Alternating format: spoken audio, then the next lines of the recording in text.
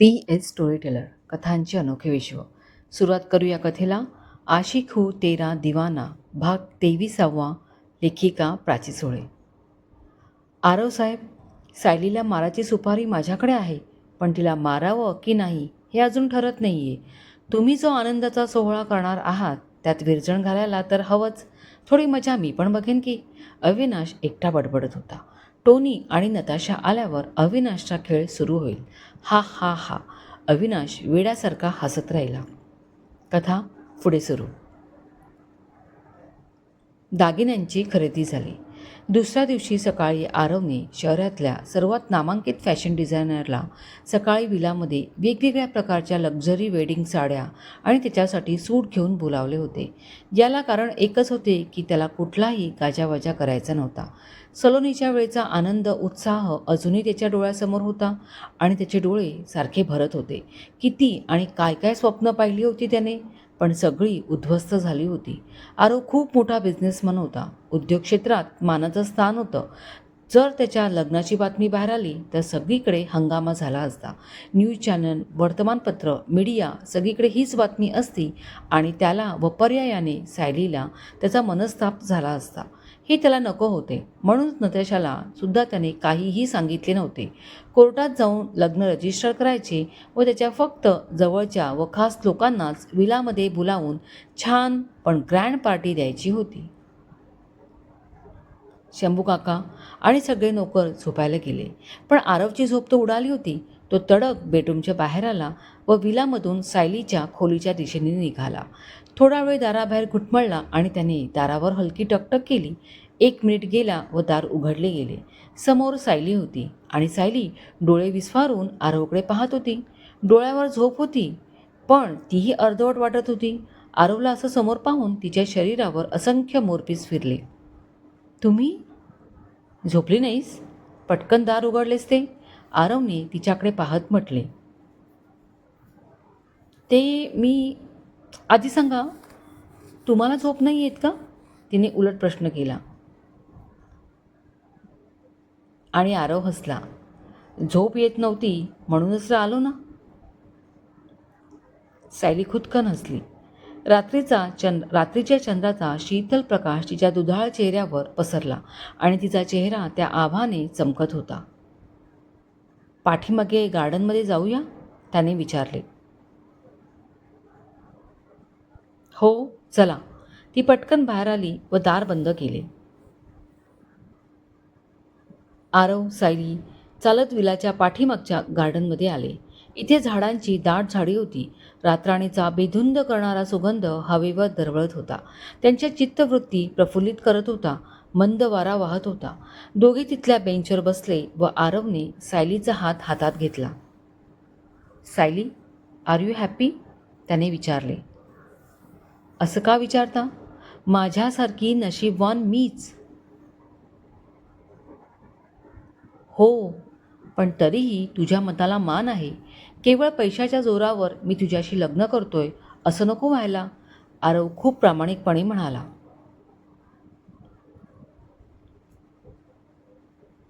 एक सांगू? हो सांगा ना. हो सांग ना. तुम्ही श्रीमंत नंतर आहात. आधी मनाने आणि हृदयाने अतिशय सच्चे, प्रामाणिक आणि प्रेमळ आहात. तुम्हाला मी पहिल्याच दिवशी ओळखले जेव्हा आपली मरीन ड्राईव्हवरच्या रस्त्यावर भेट झाली. कोण कुठली मी, फक्त माणुसकीच्या नात्याने तुम्ही मला आधार दिला. सगळीकडे स्वतःचं राज्य असूनही तुम्ही किती संयमी वागलात. माझा रिस्पेक्ट करून मला गेस्टरूममध्ये राहायला दिले. वाटल्यास विलामध्ये बोलावून मनात वाईट विचार आणू शकत होता, पण तसे काही झाले नाही. ते म्हणतात ना, जसा राजा तशी प्रजा. तुम्ही खूप चांगले आहात, म्हणून तुमच्या घरातील लोकही तेवढीच प्रेमळ आहेत. शंभू काकांची तर मी मुलगीच झाली. मला घरच्या सदस्याचा मान दिला. माझी गैरसोय होऊ नये म्हणून नताशाकडून माझ्यासाठी ड्रेस मागवले. हे सगळं एक चांगल्या मनाची व्यक्तीच करू शकते. तुम्ही उत्तर भारतीय असूनही केवळ प्रेमासाठी मराठी शिकलात. छान बोलता. किती तो आदर. हां, आता त्या रात्री तुम्हाला काय झाले माहीत नाही, पण मला चुकीचं समजून डायरेक्ट विलाबाहेरच काढले. पण त्यानंतरची तुमची तडफड मला कळली. शंभू काकांनी सारं सांगितले. तुम्ही चुकलात, तुम्हाला माफी मागायची आहे, मला प्रपोज करायचे आहे, सारं काकांनी सांगितले. आणि खरं सांगू, मी विलामधून निघाले तरी मलासुद्धा क्षणभर चैन पडत नव्हती. सारखा तुमचा चेहरा समोर यायचा. रात्री स्वप्नातसुद्धा तुम्हीच. मग मला भेटायला बोलवले आणि आपलं पावसातलं ते पहिलं मिलन. काय नव्हते त्यात? तुमची साथ, आधार, रिस्पेक्ट आणि भरभरून मिळालेलं प्रेम. असेल का कोणी माझ्यासारखी सिंड्रेला, जिला तिच्या स्वप्नातला राजकुमार भेटला? सॅलीचे बदामी डोळे भावूक झाले. त्यात चमकणारे मोतीही होतेच. आवाज खूपच हळवा झाला होता. सायली पटकन आरवसमोर गुडघ्यावर बसली. त्याचे हात हातात घेतले. त्यावर तिचे मुलायम ओठ टेकवले. त्याच्याकडे खूप प्रेमाने पाहिलं आणि म्हणाली, माझ्या स्वप्नातल्या राजकुमारा, तुमची ही सिंड्रेला आयुष्याच्या अंतापर्यंत तुमच्यावर प्रेम करेल. तुमच्यावर येणारी सारी संकटं स्वतःवर झेलेल. तुमच्या प्रत्येक सुखदुःखात कायम सोबत असेल. माझे प्रेम स्वीकार आहे का तुम्हाला? तुमच्या हृदयाच्या एका प्रेमळ कोपऱ्यात मला अढळ स्थान मिळेल का? आणि सायलीचा कंठ दाटला. शब्द ओठातच भिजले. एका क्षणाचा विलंब न लावता आरव उठला.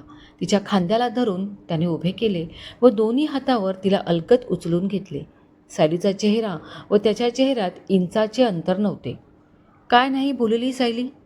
उलट आरव काय आहे याची तर तिने त्यालाच नव्याने ओळख करून दिली. ती त्याच्यावर किती प्रेम करते हे दाखवून दिले. जणू काही त्याची सलोनीच परत आली होती. तरी तो आता भावनांची गल्लत करणार नव्हता. सलोनी त्याचा भूतकाळ होती, तर सायली वर्तमान आणि भविष्य असणार होती. सलोनी सलोनीच राहील आणि सायली सायलीच राहील. काय पाहताय? आणि खाली उतरवा मला, हात दुखतील. बिचारी सायली खूपच लाजेने लाल झाली. तिने गपकन डोळे मिटून घेतले आणि आरवने तिला मिठीत घेतले, घट्ट मिठीत घेतले. सायली, काहीही होऊ दे, पण मला सोडून कधीही जाऊ नकोस. तसं झालं ना तर हा सर्वात सक्सेसफुल शक्तिशाली बिझनेसमॅन आरव मल्होत्रा सहन करू शकणार नाही. आणि जिवंतही. सायलीने पटकन त्याच्या ओठावर बोट ठेवले. परत असे बोलू नका, नाहीतर मी रडेन, ती म्हणाली. आरव हसला व तिला खाली उतरवले. मला ओठावर बोट नकोय, आरव तिच्याकडे सूचक बघत बोलला. सायलीने चेहरा झाकून घेतला. हे आता काही नाही. परवा लग्न आहे आपलं, विसरलात का? ओ अच्छा, ओके. मग लग्नानंतर का? आता सायली तिथून धूम धावायची बाकी होती. तिने तो पावित्रा घेतलासुद्धा, पण आरवने तिचा हात पकडला. चल, तुला तुझ्या रूमपर्यंत सोडतो, तो हसून म्हणाला. दोघे चालत सायलीच्या खोलीजवळ आले. सायली, उद्याची शेवटची रात्र या आउट हाऊसमध्ये तुझी. मग ही मल्होत्रा विला तुझं स्वागत करायला तयार आहे. तू या सगळ्याची मालकीण राणी आहेस. माझं घर तुझ्या हातांनी सजव आणि माझ्या आयुष्यात सुखाचं कारंजे आण. आरव तिच्या डोळ्यात डोळे घालत म्हणाला. सायलीने तिचे पाय उंचावले व झटकन आरवच्या गालावर गोड किस केले व सशासारखी धूम ठोकून आत पळाली आणि दार लावून घेतले. आरव त्याच्या दाट कुरळ्या केसातून हात फिरवत हसत तिथेच थोडा वेळ उभा राहील आणि मग आनंदाच्या लहरीत विलामध्ये गेला. सायलीने दार लावले आणि धाडकन बेडवर आपटली. किती किती लाजत होती की काय बोलावं आता. आजची रात्र आणि आरवसोबत घालवलेले हे सोनेरी क्षण तिच्या आयुष्याचा मानबिंदूच ठरावे.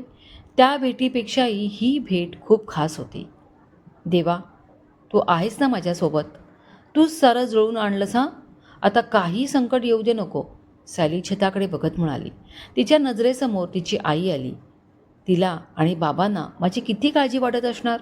म्हणूनच त्यांच्याच आशीर्वादाने हे घडत आहे. आई बाबा, खूप आठवण येते तुमची. I love you so much. Sayali रडू लागली आणि त्याचवेळी वाऱ्याची एक मंद झुळूक तिच्यावरून गेली, तिचं मन आत्मा शांत करत. दुसऱ्या दिवशी सायली नको म्हणत असताना आरवने तिला खूप महागड्या साड्या घेतल्या. स्वतःसाठी छान सूट घेतले, तर शंभू काका व विलामधील साऱ्यांना नवीन कपडे घेतले.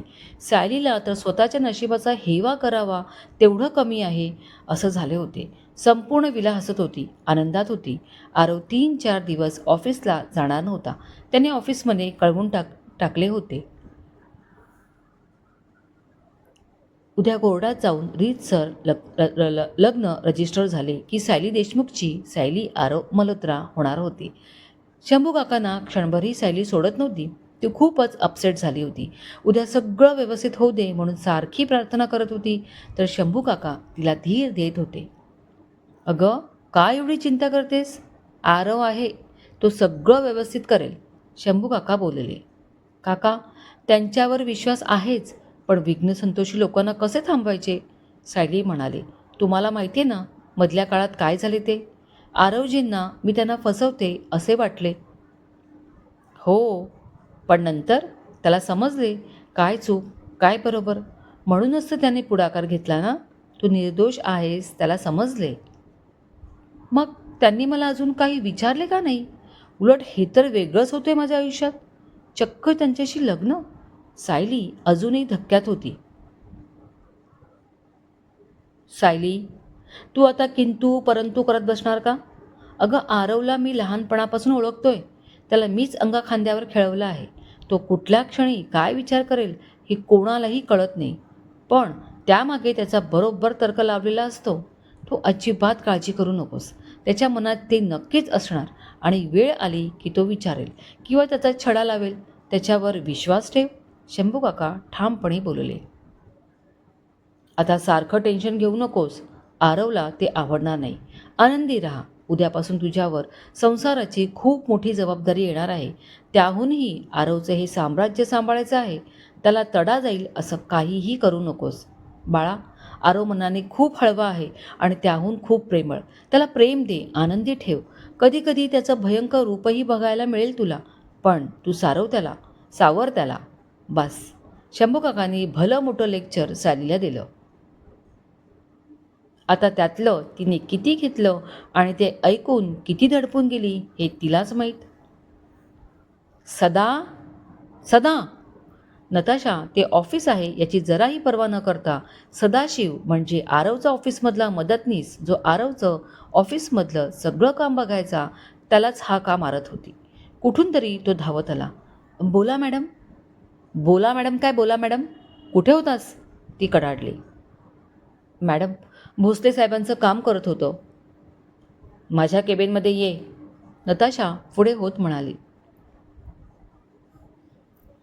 सदा तिच्या केबिनमध्ये गेला. सदा, आरव साहेब कुठे आहेत? काल आज आले नाहीत ते? नताशाने पटकन विचारले. मॅडम, साहेब पुढचे अजून 2-3 दिवस येणार नाहीत, सदा म्हणाला. काय? भूत पाहावं तसं ती ओरडली. सदाही घाबरला. हे तू मला आत्ता सांगतोयस? पण मला सुद्धा आज सकाळी समजले. साहेबांनी स्वतः फोन केला होता. काय बोलले? बोलले की 2-3 दिवस येणार नाही.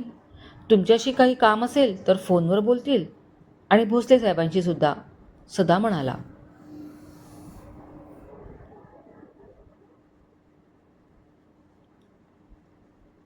पण कारण काय आहे?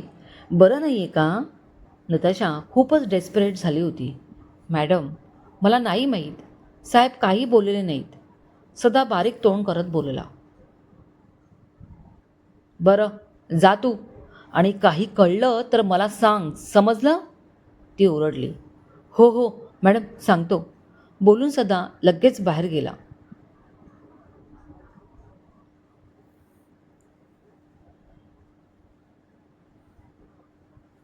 डॅमिट, कुठे तडफडतोय हा हिरो आणि करतोय तरी काय? नक्कीच काहीतरी मोठं होणार असेल. आणि नताशाला 2 दिवसांपूर्वीचा आरव डोळ्यासमोर आला. खूप खुश होता. काहीतरी आहे ते नंतर सांगेन असं म्हणाला. नताशा रागाने थरथरत होती. सायली याच्याकडे परत गेली की काय? छट, काहीच कळत नाही आहे. काय करू? हां, विलामध्ये जाऊ का? काय चाललंय ते बघायला मिळेल. नताशाच्या मनात विचार आला. नाही, नको. असं न सांगता विलामध्ये गेलो तर आरवला आवडणार नाही. काही कामसुद्धा नाही आहे की त्याचं कारण काढून जाता येईल.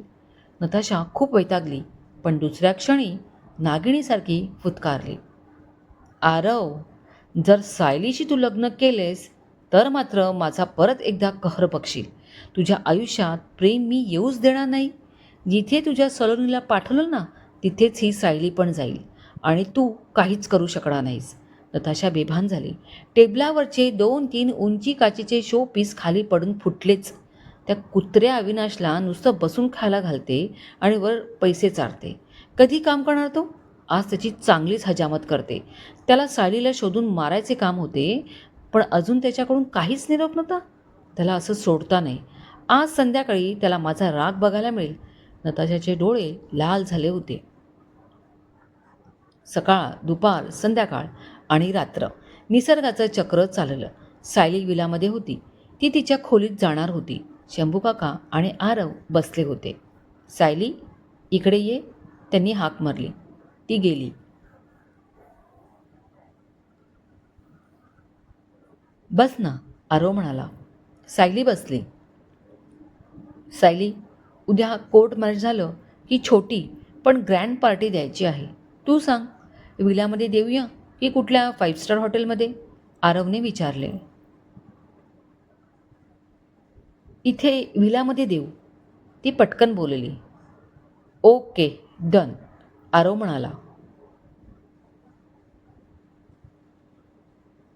ती रात्र तर वैराची होती. ना सायलीला झोप येत होती ना आरवला. देवा, सगळं व्यवस्थित होऊ दे. सायली सगळ्या देवांना साकडं घालत होती. अर्धवट झोपेत अर्धवट जागत ती रात्र सरली. सायलीला तयार करणाऱ्या ब्युटिशियन आल्या. आरवला साथ द्यायला क्रिश्चन आला होता. आणखी 2 जवळचे मित्र होते. मजा मस्ती सुरू होती. कोर्टात जाण्याची वेळ झाली.